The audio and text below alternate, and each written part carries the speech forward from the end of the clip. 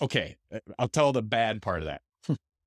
It led to people saying, oh, they're exploiting a situation. Oh, they didn't do enough. All of this stuff.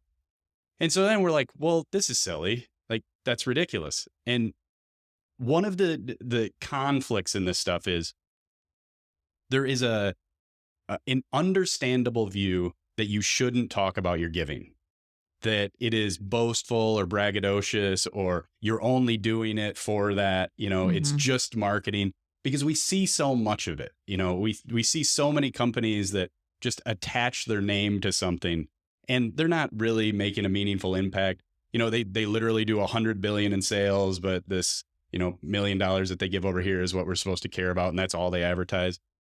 So I completely get it.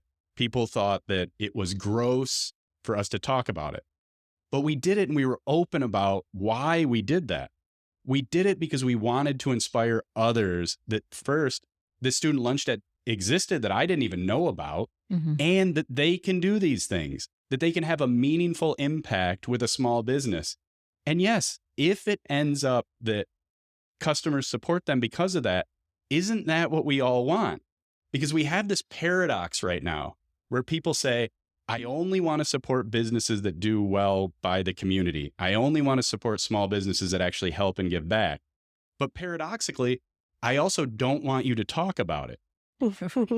Well, those two things can't coexist. Like, well, how do you know if the business is doing it then? You can't support them if they don't talk about it. So because of that, we ended up saying, like, look, this is how you can do it. And I surveyed all of the school districts in the area and said, like, hey, this is how much they have. And then Spear Electric stepped up. David Hunt stepped up, that owns Big Boy restaurants.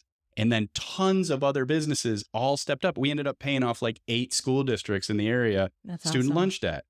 And it was just like one thing after the next. We never expected to do any of this.